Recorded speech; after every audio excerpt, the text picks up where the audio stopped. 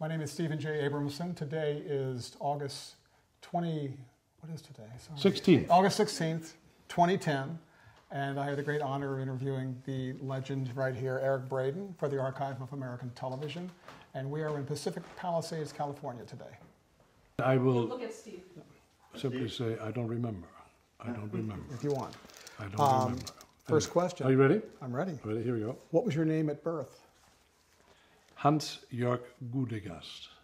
And when were you born and where? On the 3rd of April, 1941, in Kiel, Germany, in the middle of the war. What was your father's name? Wilhelm Gudegast. And what did he do? He had a construction business and built roads and oil bunkers and things like that. Okay. And how about your mother? What was your mother's name? Mathilde Gudegast. And what did she do? She was a housewife, yes. And did you have siblings? And a mother of four boys. Okay. Of four headstrong boys. So where did you come in birth order? Third. Okay. What were your brothers, or what are your brothers' names? It is Horst is the eldest, then Peter, then myself, and then Jochen is the youngest. Okay. I understand that your father was mayor of the village that you lived in. Right. What was it like for you and your family during that time? 1941 was when the first bomb attacks started from England, and they began to bomb German cities. And they began to bomb especially those cities that were involved in the defense industry. And Kiel built submarines and warships, so it was a target. And so I was born literally during the night of one of the worst bomb attacks in Kiel. And the next day they got me out through the rubble of Kiel and into the village. So tough time. I just have memories of sirens and alarms on the radio where they announced squadrons, that means tens and dozens and sometimes hundreds of planes coming over and dropping their bombs. Then of course the anti-aircraft would start. And then as a child I have very visceral memories of farms burning, houses burning, and they carried us into the basement every night. And towards the end of the war, I'm told that they attacked day and night. So rather dramatic images.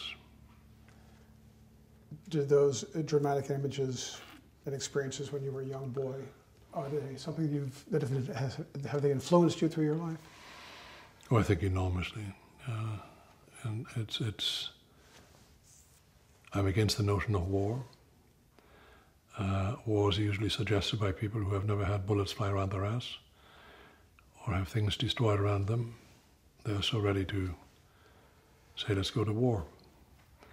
And look at the bureaucrats who usually decide to go to war.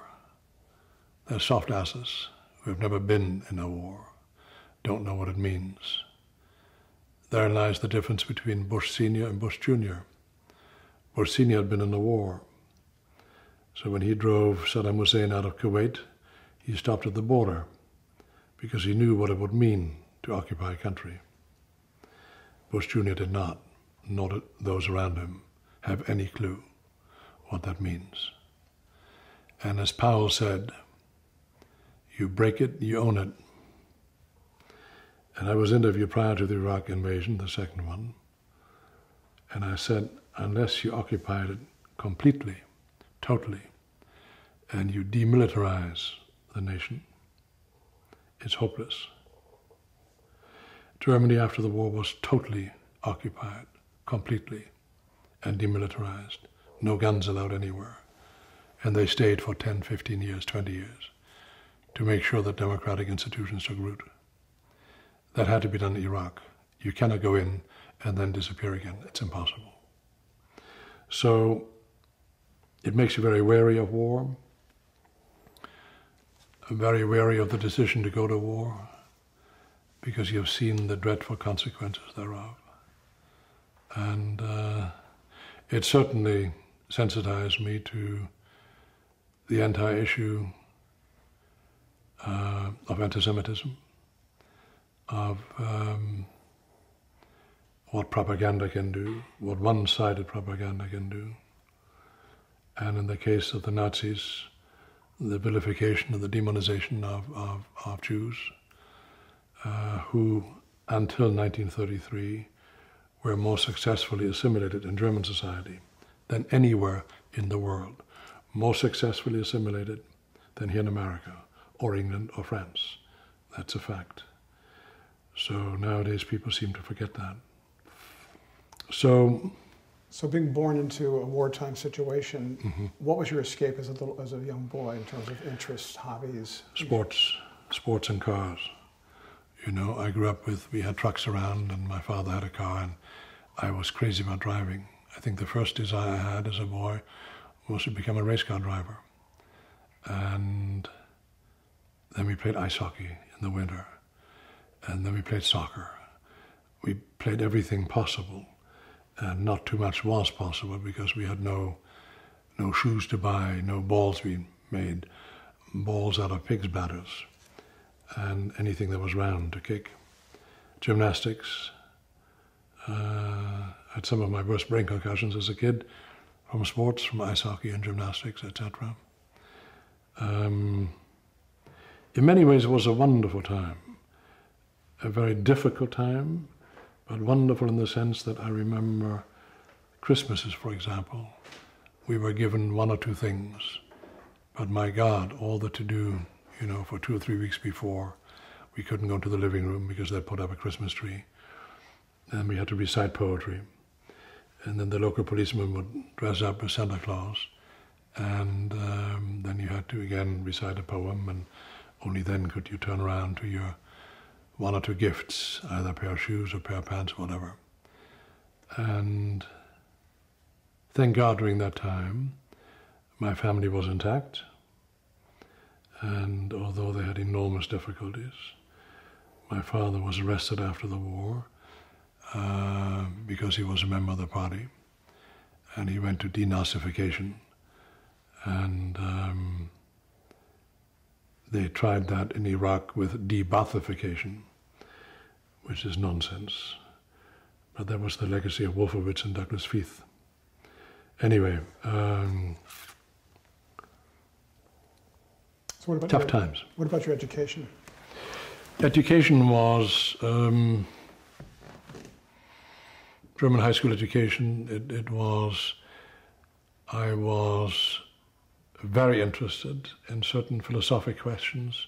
My father died when I was 12, and you obviously sort of had an inkling of what went on during the war. And you woke up to a lot of what had happened when a lot of the prisoners of war, the Russian prisoners of war, or the Germans who were in Russian prisons, came back after 10 years or 15 years. And so you asked a lot of fundamental questions. And my father's death, I think, when I was 12, made me question, obviously, the tenets of Christianity and of any religion, for that matter. And I became very fascinated with Albert Schweitzer, the notion of Christianity, of giving and forgiving, and a universal kind of embrace of everyone in the world without differentiation. And I think that is the basis of almost all religions, be it Christianity or Judaism or Islam or Buddhism and Hinduism. I think the sages of all these religions are all embracing, are universal in their concern for other human beings. That's the kind of Christianity that I was impressed by, and it was exemplified by Albert Schweitzer, who went to the darkness of Africa and sacrificed his life in a leper colony, in a sense. That impressed me enormously. But I had great issues with the notion of God and an all-powerful God. And of course, the question that inevitably comes up when you grow up in a time like that, how can he be all-powerful, and why does he allow all this to happen? And so my skepticism of all religions has prevailed ever since. I'm very skeptical of it. What led to your decision to immigrate to the U.S. after high school? Well, I have to say, prior to that, what happened in high school, what really saved me more than anything else, I think, is sports. Sports have been an enormously important part of my life. Because all the other questions, the religious questions, the philosophic questions, no one could really answer. And sports is enormously satisfying in the sense that it is quantitatively measurable. There's no BS in sports. You're either a performer or you don't. So I did everything, I played everything, but I mostly concentrated on track and field, discus and javelin and shot put, and won the German Youth Championship in 1958.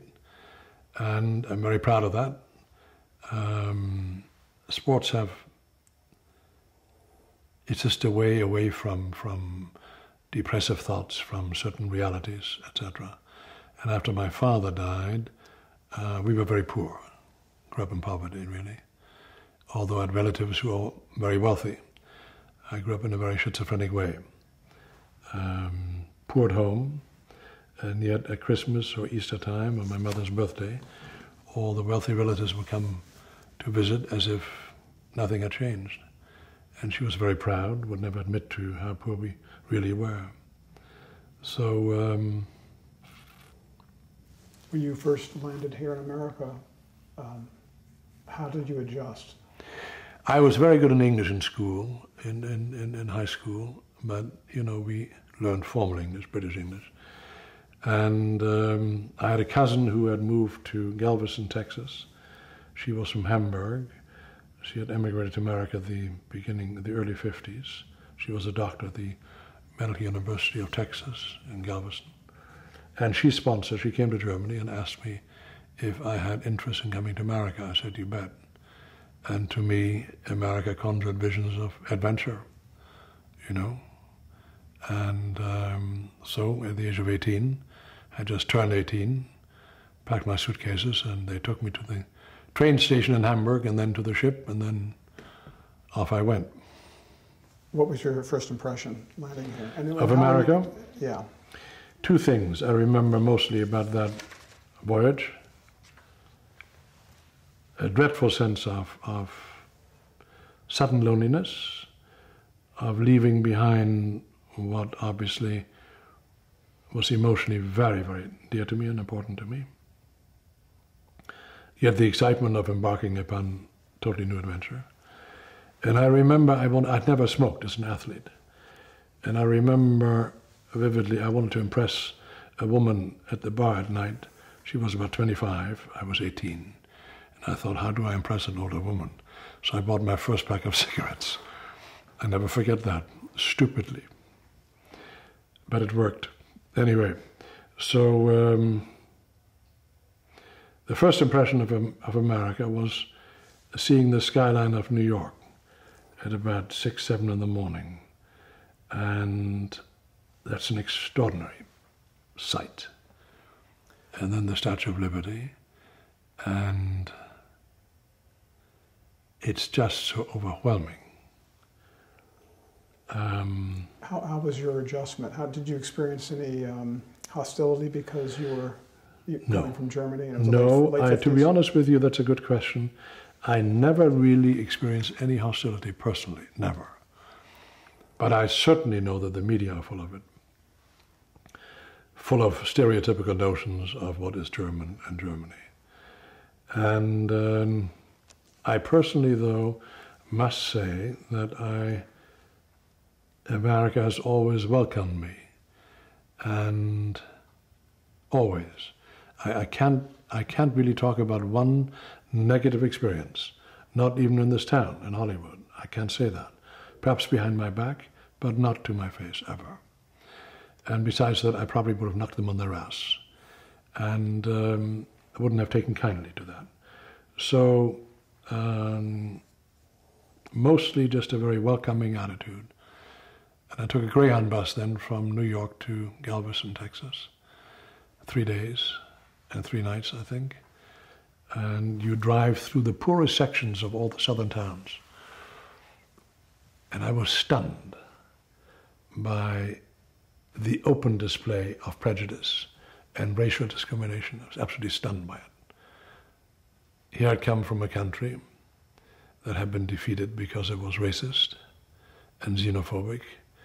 And I come to a country where for 3 days and 3 nights you drive through southern cities, and the buses said for whites only, drinking fountains, toilets, restaurants. I was taken aback by that, and it was an extraordinary awakening. How did you make your way from Texas to Montana?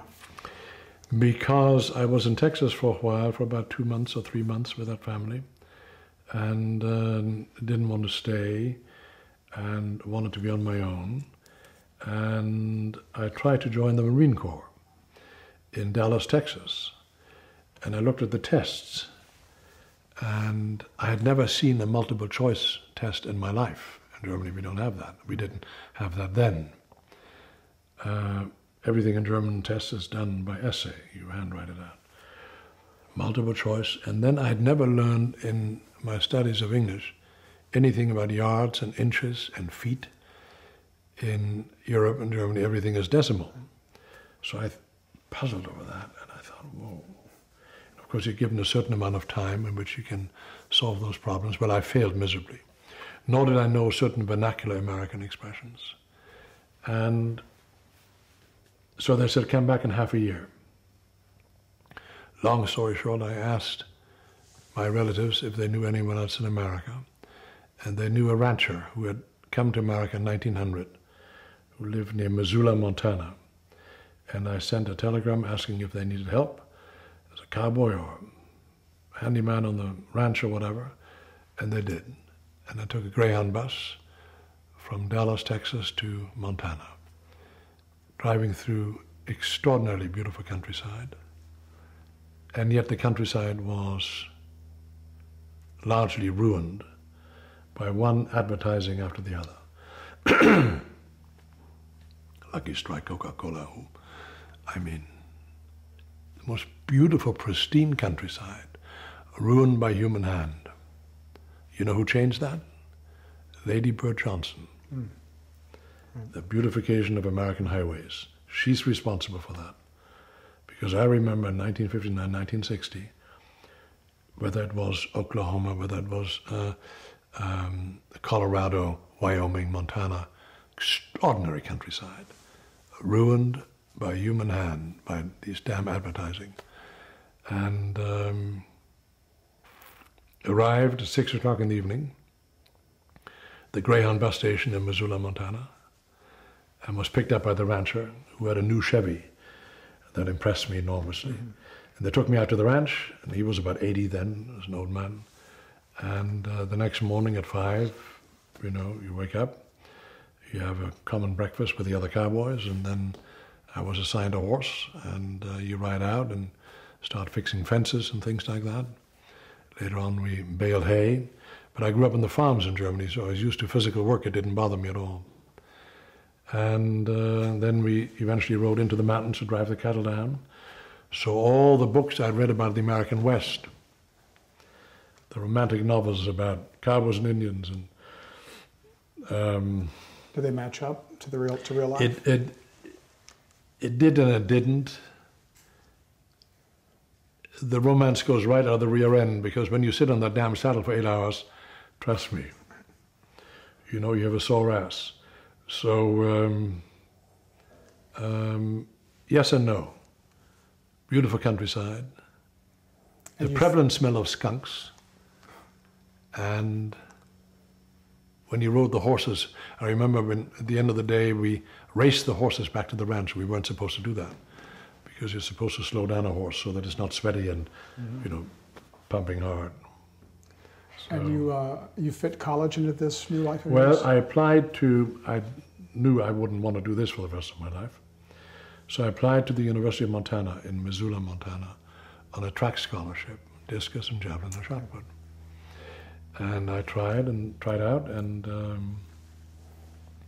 got the scholarship that covered tuition, but not my living expenses. So I was a guest in a fraternity for a while in a small room, but I had to make a living. I had no money. So I worked in a lumber mill from 6 to 2 in the morning in Bonner outside of Missoula, Montana, on the green chain, where you pull lumber for 8 hours from 6 to 2 in the morning, fall and winter. It's bitter cold in Montana. And I was home by about 3 in the morning, and the first lecture was at 8. So, yeah. I remember I had a girlfriend called Dorothy McBride. She's now a political scientist somewhere. And she in turn had a girlfriend who had a boyfriend who wanted to take a river on the River of No Return in Idaho, the Salmon River. And I was asked if I wanted to go along. He needed someone else to go along. I said, what's the upshot? He says, we'll go to California. I said, I'm in. Anything to get away from Montana, because life was too... I slept an average of 4.5 to 5 hours a night, except on the weekends. And I didn't know what I was embarking upon on the river trip.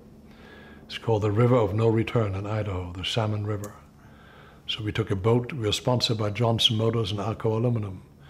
We took a boat from Missoula all the way into Idaho to Lewiston and Clarkson on the Snake River. And there was a press conference, and they warned us not to do it. It's called the River of No Return for a good reason. And we wanted to go up against the rapids and down again. No one had ever done that. So I didn't know. I was 19, didn't know what all that meant. And we embarked upon the next day and went up the Snake. It was very calm. I thought, this is nothing. Into the Salmon. Beautiful countryside. Breathtaking countryside. And I thought, well, this is easy. And then I couldn't see that around the next bend of the Salmon River, and the closer we got to the bend, the noisier it became. Suddenly a cacophonous sound. I thought, what the hell is that? Turned around, it was the first rapid. So, and a rapid is created by rocks falling, and it speeds up the water enormously. And white water, and it goes down like this, and you got to go up against it. So had I had a chance to then get out, I would have gotten out. But pure male ego said, no, if he doesn't get out, I won't get out. So long story short, it took us 3 weeks to go up and down, almost drowned 3 times. And we made a documentary film called The River Busters. And with that documentary film, we were invited by Johnson Motors and Alcoa Aluminum to come to California. And so I came to LA in the fall of '60, Greyhound bus station in downtown LA. Had it occurred to you up till this point in your life ever that you would become an actor? That's a very good question that I have often asked myself. I remember in German high school, I was always asked to read aloud. I was very good at interpreting texts of classical writers, be it in English or in German, mostly in German, of course. So you're graded on how well you interpret a text by Schiller, Goethe, whoever they are. And I was very good at that. I have no idea why, don't know. I was always asked at school functions to recite poetry. No idea where I learned that. I was just good at it. So I remember in the local inn, they had a movie theater. So once a week they played a film. My mother, I think, saw Gone with the Wind 13 times or something. And I remember sort of being fascinated, as any kid is, by that different world. And when you grow up in a village in the countryside where you see nothing but hard work, you sort of easily are transported into the world of the fantasy you see in front of you. So people who made an impression then were Clark Gable, Kurt Jürgens, the German actor, who I later did a Broadway play with in 1965. And I remember looking at him as a kid. He's a big man, 6'4", 6'5". And my God, Gary Cooper, Marlon Brando. Marlon had done his first. I remember as a school, as a class, we were asked to go see Julius Caesar. He played Mark Antony. And I'll never forget the Friends, Romans and Countrymen, Lend Me Your Ear speech by Marlon Brando. He was brilliant, brilliant actor. And only a few years later I worked with him in a film called Moratorium. And one of the most enigmatic and magnetic personalities I think I've ever met in my life. Almost something sociopathic about him. He didn't give a damn what anyone thought. Gave him enormous power. Marlon did not give a damn what anyone thought. Couldn't have cared less. Imagine that. Imagine that kind of freedom. And I guess he lived that way his whole life. He lived that way his whole life. He was an iconoclast. He is almost sort of sociopathic because we all grow up with a certain sense of who is around us. Marlon didn't care. So you're new to LA. What was your first professional acting job, and how did you land it? That's a good question.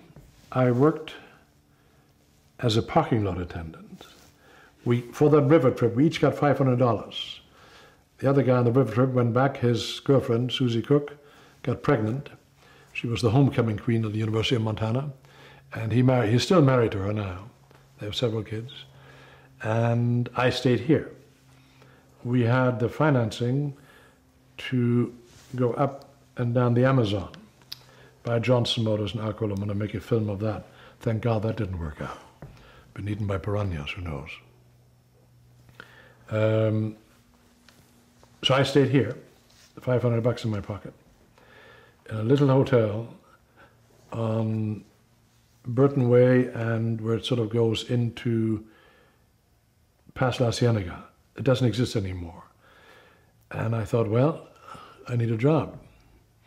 So I looked across the street, and there was Restaurant Row, Tail of the Cock and all those restaurants. And I kept on seeing these people parking cars, greeting guests, and I thought, well, I can do that. So I went and I applied, had a job the next Monday, $1.25 an hour. You did not get to keep the tips. You gave that to the head parking lot guy, $1.25 an hour. So I thought, well, then of course you heard from fellow parking lot attendants where else one could work. So I worked for Beacon's Moving Furniture for a while. And I learned how to curse working for Beacon's. I was always strong and always could lift, and I remember lifting a refrigerator up the stairs with an older American guy on top. He was pulling and I was pushing from underneath. And an old lady was standing on top and said, now don't touch this and don't hurt this and don't do that. And he finally, because you're barely holding on to this heavy fridge, he said, lady, will you shut the fuck up? And I thought, wait a minute, shut the fuck, that sounds fantastic. But how do you turn a verb to fuck into a noun? Shut the fuck up. I was fascinated, tried to translate it. It didn't make any sense. But this is the first time I heard American cursing. I loved it. Loved it. Loved it. So I love American slang and all the cursing. So I forget that. I will never forget it. I remember the light. I remember exactly where on the stairs I was. I remember the old lady standing on top, and this crusty old American guy says, lady, will you shut the fuck up? And she did indeed. Anyway, so then there was another parking job at Scandia. Scandia was one of the restaurants in town at the time on Sunset Boulevard. And the Kona agency, the Paul Kona agency, is diagonally across. So they came to lunch there sometimes. So I got to talking to Walter Kona, who came with his car, and blah, blah, blah. He says, where are you from? He's in Germany. He says, yeah. He says, you know, come by the office one day. They need a lot of young German actors now for series like Gallant Men at that time. Anyway, I went in, and simply as a means of making money at first. So they asked me to read something, and I did, and I was very good at it. And the first interview I went to was for a dreadful film called Operation Eichmann. The Israelis, the Mossad, had just caught Adolf Eichmann in Argentina. And they wanted to make a film of that in Culver City. Anyway, I went to read for that, got the part, went home, but I'd never been on a film studio before, never acted before, never seen a script before. So they kept on sending me blue pages, yellow pages, pink pages. I thought, what the hell is this? Didn't even look at it. To get to the studio, which was next to MGM, very old studios helped me. That's since changed into another studio? Yes, has changed into another studio now, but it was next to MGM. Anyway, long story short, it took me, I didn't have a car. So coming from Europe, you think you'd take a bus. Well, try to take a bus in LA. I was an hour and a half late. I was in the first scenes. So I remember coming finally to the gate. They rushed me in, made me up. I'd never sat in a makeup chair before, and I thought, this is weird. So now I come onto the set, and cameras and all that. I had never seen any of that before in my life. And so I began to sort of freeze almost, because I knew this was way above my head. So Werner Klemperer he played Eichmann. Werner Klemperer from Hogan's Heroes. The son of Otto Klemperer, the German conductor. So the director came, I forget the director's name, and he said, you know, when Werner comes out, he walks up here and you walk this way, then you meet at the fence and you talk. I played some henchman. And I froze. I didn't know what I was supposed to say. Literally did not know what to say. So there was a script lady, a very kind, sweet soul, that looked at me and knew I was panicked. And they said, action. I literally froze. They said, cut. But it wasn't because of me, it was because something went wrong with the camera. So she came to me with her script in hand, said, do you know what you have to say? I said, no. She said, you have to say this. So fortunately, I'm a fast study, very fast. And I said, okay. And 20 minutes later, I had it, obviously, and they were ready. It took 20 minutes for them to prepare the camera. That could have been my first and last time in Hollywood. And I unfortunately never remembered that lady's name. And I've thought about her many times. She's probably passed away now. And yeah, never forget it. Wow. What did you learn? What did that first experience teach you? To be prepared. Did you get the bug? I mean, did you get the acting bug because of this? I got the acting bug, yes. Then I met various other German actors who played Soldier 1, Soldier 2. I got parts very quickly. The next thing was on Gallant Men at Warner Brothers. And my parts got bigger and bigger, and I was very good at cold readings. So I was encouraged a lot by being successful. And then a friend of mine, Norbert Meisel, who now has been a longtime companion for Nancy Kwan, the actress, Norbert said, let's do a play. And we opened the Santa Monica Playhouse with a fellow called Ted Roeder. And the first play I did, I played a drunk writer in a play by Tennessee Williams called The Lady of Larkspur Lotion. It's the Santa Monica Playhouse on 4th and Wilshire. Never forget it. That's my lifeblood, to do theater. I knew then, that's it. The next play was by Jean-Paul Sartre called Keane, by the British actor Edmund Keane. And I played the Prince of Wales. And there's a picture on the wall. My wife had picked the costume. And I never forget that. And I got good reviews. And that really was the moment I said, this is what I want to do. I couldn't afford to go to UCLA as an out-of-state student. So I took classes at Santa Monica College. And in political science and economics. But I knew I wanted to act, really. And somehow it seemed natural to me. Don't know why, but it did. And what was your first television job as an actor? The first television job, I think, was Gallant Men, I think. And I remember being very impressed by a former heavyweight boxer, Roland Lastaza, always had a cigar, tough guy. And I've always, coming from sports, always admired primarily those who accomplished what he had accomplished. And it was easy for me. So acting was easy for me in a sense. And when you were in Germany, was television something you experienced? No. So was your first, what do you remember about the first time you even saw television? You were here in the US? Yeah. I remember I had a little apartment somewhere near Sunset, and the landlady and landlord was an old couple from Tennessee, and I had a little hole in the wall, a little room in the back that I rented, and they watched Lawrence Welk. So my first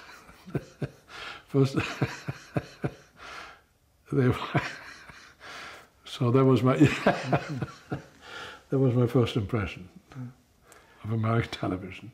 And you were cast in a lot of, in your early roles, you were cast in a lot of war-related programs, 12 O'Clock High, Garrison's Guerrillas, Jericho. Oh my God, yeah. Did you tend to get cast in the same type of role in those early years? I very soon realized that that is not what I wanted to do, but I knew it was a means to an end. What was a typical role for you? Well, some Nazi soldier, usually. Then in combat later on, I was the first one to they all were very encouraging. Wherever I worked, they said, you should do this. Burt Kennedy, I remember, the director, came to me once, and we were 10 people in a scene. And he came up, he says, can I talk to you for a moment? I said, yeah. He says, you'll be a big star one day. You stay with this business. And I thought, well, that's nice. And I just had a natural proclivity, I guess. However, the dehumanization that went on with anything German was beginning to get on my nerves, to be frank with you. At first it was sort of playful and, you made fun of it, but then it began to bother me. And then I began to, one of the most important moments in my life, I played soccer for a team that was owned by Jean Léon. Jean Léon owned one of the most successful restaurants in town called La Scala on Beverly Drive and Santa Monica. And people like Nixon and Kennedy and Marlon and everyone went to that restaurant. And I was a busboy in that restaurant while playing soccer for his team. It was a semi-pro team. And they said, we'll give you some money as a player and then you can work as a busboy. I said, as long as it's close to the kitchen. I was 19 or 20. And we had a huge game in the Coliseum against Real Madrid, which was the team then. And he spent a lot of money on that game. Players like Puskás and Di Stefano and Gento and top players in the world. And we lost badly in the Coliseum. I was injured that day. And that team folded. And we had a guy who carried our buckets then and helped with uniforms, Joe Schwartz, a Hungarian Jew. And Joe Schwartz said to me and my close friend, another German fellow called Michael Meyer, he's a professor of intellectual European history now. And he approached both of us and said, do you want to play for a team called the Maccabees? So I said, okay, what is it? Well, you get $15 a game. I said, okay, we can do that. We lived in a little apartment in Westwood. He went to UCLA, I went to Santa Monica College, and on the side worked as an actor. So that was arguably one of the most fateful decisions. Because as I was playing for the Maccabees, I found out, of course, that they were a Jewish team. But that didn't mean anything to me because I hadn't heard the word Jew except once when I grew up in Germany. And I had a classmate who once said, I need to tell you a secret. I said, what is it? He says, I'm Jewish. I said, oh, okay. I didn't know what to do with that. And I asked my mother, my father had passed away by that. I said, what does Udo Borg was his name? What does he mean when he says Jewish? And she sort of sighed. She says, oh, what one did with the white Jews is terrible. I never understood that term, white Jews. She meant German Jews. And so I became slowly aware of all that extraordinary thing in our history. And I then saw a film on Beverly Drive and Wilshire Boulevard. There was a movie theater. Later on became an Israeli bank. And that movie theater showed a documentary called Mein Kampf, a Swedish documentary. And I sat there. It's the first thing I'd ever seen about the Second World War, about Hitler, about concentration camps. And that was arguably one of the most extraordinary moments in my life, my emotional life, my intellectual life. I just was blown over. Wrote very nasty letters back to my mother, because all of a sudden, you know, I said, this is what the older generation was a part of, and wrote back letters of condemnation, really. And only in subsequent years, much later, did I begin to differentiate.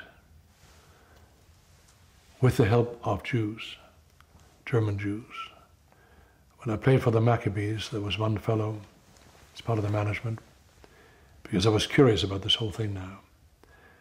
And so I was, during this time, played Nazis on television and wore the Star of David on Sundays. And became more and more curious about it all. And some of the members of the Maccabee management had numbers on their arms. They had survived camps. And I remember one, Izzy Nussbaum. One night we asked him to come with us. I said, no, let's talk about all this. He was reluctant, but then he did. Till 5 in the morning, I'll never forget it. And yeah. So that politicized me. That made me intellectually very curious. That made me think about politics and the importance thereof. Were you able to do anything? You were cast in, I guess, a lot of stereotypical roles as German soldier or Nazi soldiers. Was there anything you did to try to break out of that? Or? Well, I had an agent called Alex Brewis. Alex Brewis represented Tom Skerritt, Leonard Nimoy, Gavin MacLeod. Mm-hmm. And Alex, I left the Kona agency because I would have played nothing but Nazis. I was sick and tired of it. And Alex Brewis said, I told him, I said, I want to get out of this. I need to do something else. And he said, we'll work on it. So we did. And I have to jump back again. Okay. After the Santa Monica Playhouse and some television shows, most importantly Mission Impossible, where I played a Shakespeare-quoting Russian spy. I was the first one to kiss Barbara Bain. And not a difficult thing to do. So she was a beautiful lady. And that was seen by George Schaefer. And George Schaefer was the director of a lot of the Hallmark films and Broadway, and later on became the director of UCLA Film School and what have you. Very nice man. He saw that. And he flew out here, and he met me, and he says, would you ever be interested in coming to do a Broadway play? I said, sure. So half a year went by, and they called me to come to New York. The Eugene O'Neill Theater.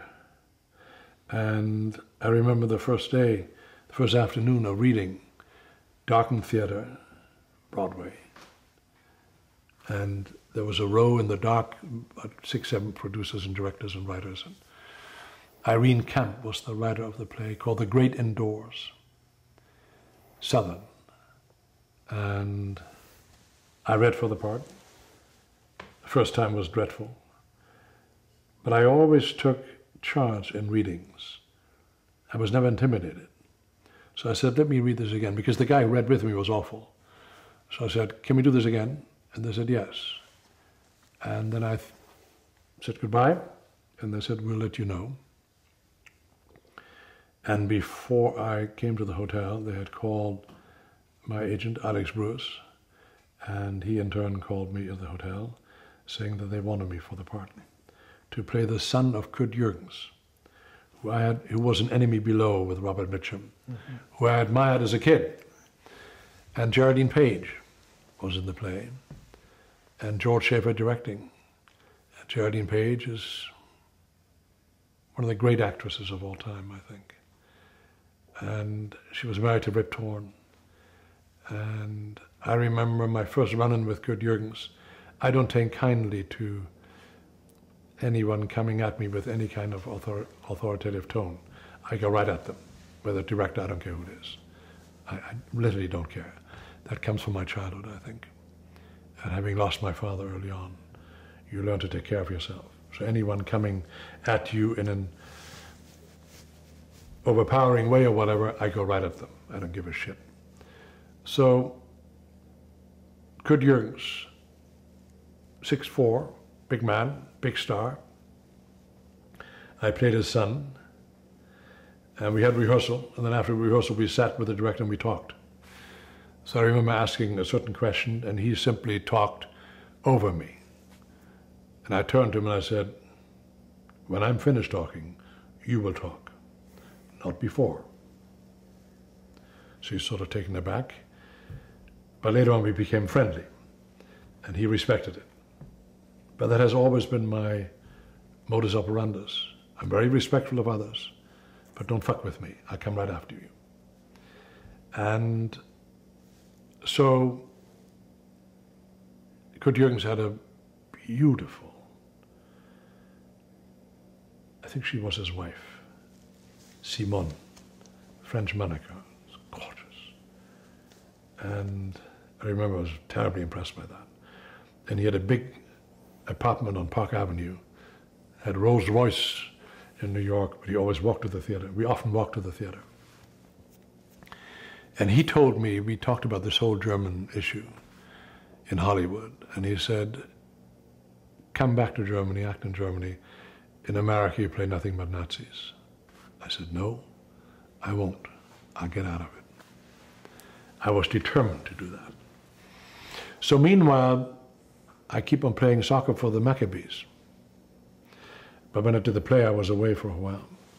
But I was more concerned with that than I was concerned with my career, in a sense. So then went back to LA, and I had done a pilot with Tom Grise, who directed and wrote The Rat Patrol. Tommy Grise was very bright, saw the image of Germans more realistically, and asked me. I had done a craft theater with him, with Dane Clark, and I don't know who else was in it. Someone else was in it that became famous. Steve. McQueen? Huh? McQueen? No. I forget who it was. Peter Falk? No. I forget. At Universal Studios. Mm-hmm. Arthur Nadell was the producer. Tommy Grise, the director. And they saw something in me, and he says, you stay in this business. So then he approached me later on at the end of that. He says, would you ever mind playing, writing a pilot for a series called The Rat Patrol about the war in North Africa? And I would ask you to play sort of a Rommel figure. I said, but I will not play the caricature Nazi. I won't do that. Not interested. He says, nor am I. So I said, okay. So we did the pilot in Yuma, Arizona, before I went to New York to do the play. Came back from the play, came back to LA, and started the series. We went to Spain, Chris George and all the others on it, Larry Casey, Justin Tarr, and Gary Raymond, the English actor. And we all filmed in Almeria, Spain, 1966, during Franco's time, Generalissimo Franco. And first time I experienced dictatorship. You couldn't talk politics with a Spaniard. They said, no, they didn't want to discuss that. So we talked soccer. And you played the role of Captain Hans Dietrich right. in Rat Patrol. Right. What did you do to put your stamp on that role? I mean, were you able to change it from how it was originally written? No, it originally was written exactly the way I played it, but then when the first shows were shown here and they sent it to America, they said he's too sympathetic. So they sent a telegram to Spain saying from now on we want Captain Hans Dietrich to have an eye patch and a limp. And I went to the production office, I said, right back. I said, tell them to go fuck themselves. I won't do that. That's not the contract I signed. That's not the deal I made. I will not play this caricatured Nazi. The reason why I won't is because you learn nothing from it. In order to understand the entire Nazi phenomenon, you have to look at people, at normal people, who were swayed to go along with that BS. And why were they swayed? Normal people. To play the caricatured Nazi is boring. Not only that, it does a disservice to those who study history. You learn nothing from it. You only learn from how was it possible for that machinery to convince otherwise good and normal people. My father only remembers a good man, but he was very convinced of it between 33 and 38. Those were the most successful years of any leader of any country in foreign policy and domestic economic policy. So the question of anti-Semitism and all that came up, but there was a side issue. Major issue for Hitler, but for Germans a side issue. Not important. What was important, they had food on their table, and suddenly Germany was recognized again, acknowledged again. How did they seduce the normal people? That is why in Hollywood films, where they show nothing but these caricatured Nazis, they have contributed nothing to the understanding of that phenomenon. How conversely was it possible in the American South, as late as the 19th and 20th century, to lynch people, where hundreds and thousands of people came with their first cameras in the South to watch lynchings, skinnings alive, burnings alive, and they took photos. There's a book in America called Without Sanctuary. You should read that, you fall on your ass. That should be must reading in American high schools. But it ain't. They rather talk about the Holocaust because it diverts attention away from your own sins that were committed here. We are digressing, but it's one thing ties into the other. Here in Los Angeles, there were clubs where Jews could not join. They had quotas at universities where only so many Jews were accepted. That existed here in America until the 60s. The Olympic team that went to Germany in 1936 with Jesse Owens, who was celebrated afterwards, traveled in separate quarters. The army that fought against Nazi Germany had black units that fought separate from white units, but they always had a white officer. Only in the Battle of the Bulge were they then integrated because Eisenhower was afraid he was going to get his ass kicked at the Battle of the Bulge. So they needed a lot of soldiers, so they integrated them. But the black soldiers had to be decommissioned in order to fight next to white privates. Couldn't be that a black sergeant fought next to a white private. It took until the 1990s in America for black servicemen to get their appropriate pensions, their rank appropriate pensions. Anyway, that's a side issue. So, Hollywood has done an enormous disservice to history, to a lot of history.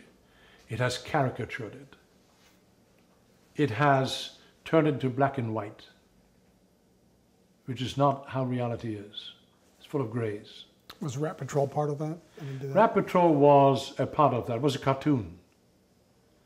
The reality in North Africa was that Rommel fought with a small group against the entire British Eighth Army and beat the crap out of most of them, most of the time. That was the reality. Rat Patrol turned that around. People often ask me, what do you think about it? I said, it's a cartoon. There's a couple of jeeps. Please, give me a break. Do you understand the disservice of that? But what that did, what all those series did, Rat Patrol, Combat, Gallant Men, Garrison's Guerrillas, they romanticized that war.